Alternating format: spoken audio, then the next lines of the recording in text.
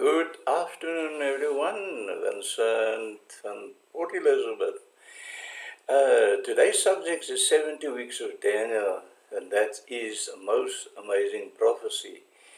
And there are some controversy between the dates, but we'll discuss that in a moment. Yes, I would like you to refer to the previous videos. This is the one that I did 2 days, 3 days, 2 days ago. And yeah, and this one is another, very few people seen this, 3 harvest raptures in the book of Revelation. So please do watch this video. Only 300 people watch it. And I want to thank the viewers, the subscribers, and YouTube, of course, because the last video they did send out, this video they did send out, and I really hope they will send this one out as well. Now, we start with the decree date of Artaxerxes. That was in 457, 6 BC. This happened to be the 70th Jubilee, people. And yeah, 70th Jubilee, and Israel got their freedom back from God. They were 70 years ago, 70 years prior to this date, Israel were deported to Babylon. And then the next empire that took over was the Medes and the Persian Empire that took over. And yeah, and Artaxerxes gave the decree on this date, on the 70th Jubilee, not on 445. Some scholars, they look for that date, but it's not that date. This is a true, authentic, legal date. It is 45746. That is the 70th Jubilee.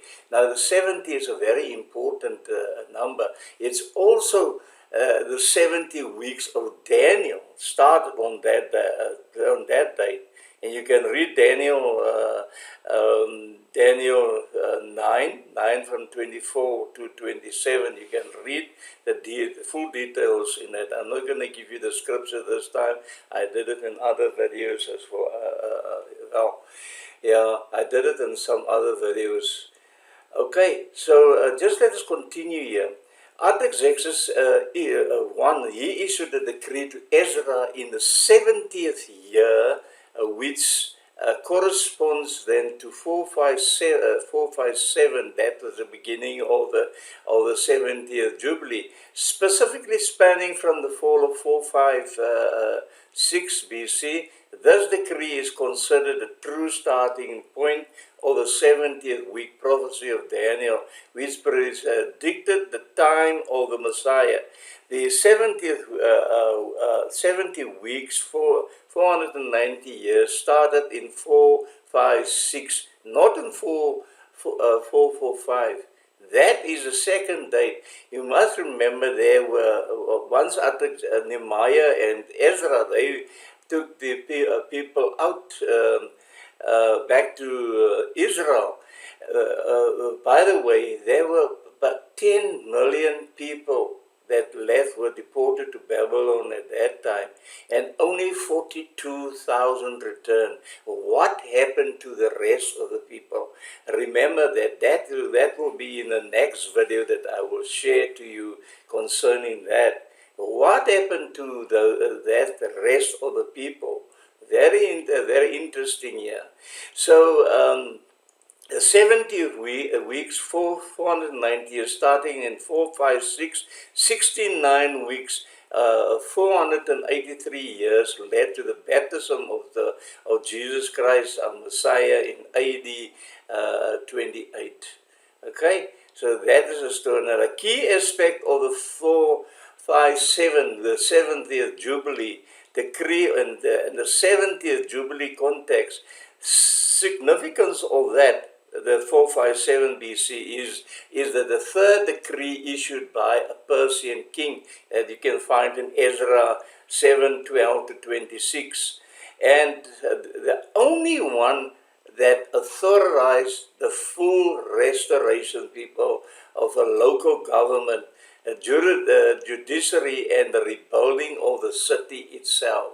In the other decree, it was only the temple that was built, but in this one, it's the full whole city that has been built as such.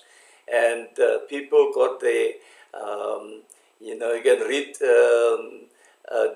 it is Leviticus 25 about the Jubilee. Read Leviticus 25 about that restoration of the farms and etc. in the land that they received back.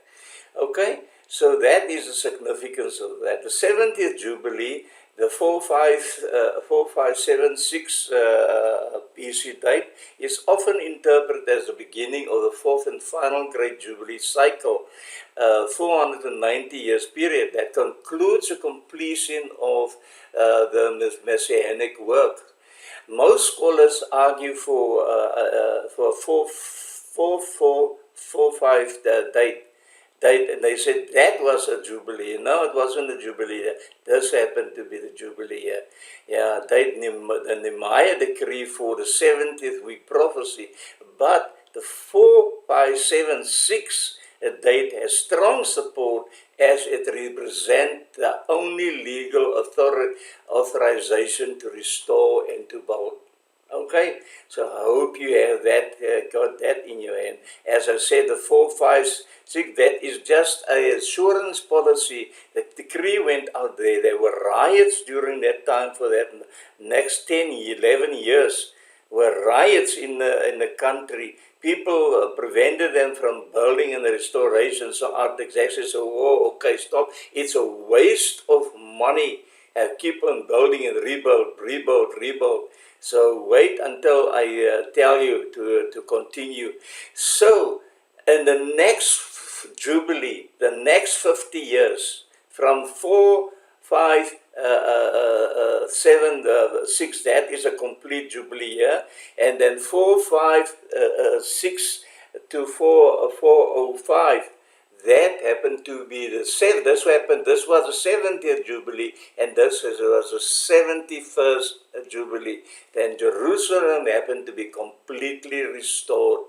Please watch the full video. Very important. You miss a lot of detail if you don't watch it. Or at least watch the full chart. Read through the full chart and ask Holy Spirit if that is correct. Do not make your own conclusions. Pray and ask if that what Vincent says is correct. Okay, so this concludes, and the 70 weeks is 490 years, and it is that you get a church age year, and then it concludes. Then the last 7 years would begin. The last 7 years should begin 2026, because of the other prophecy that Jesus gave concerning Israel, that generation shall not pass away until all these things shall be passed. Now, Israel generation, legal generation is 85 years. That is a life expectancy is 85 years. Last year, she happened to be 84 years. Yeah, so life expectancy is 85 years. So I do see that 2026 would then the beginning of the 70th week, the start of the 70th week. So you fully understand then the 7 weeks is 49 years. At 60, the 69 weeks have been concluded. 69 years. So there's 17 remain.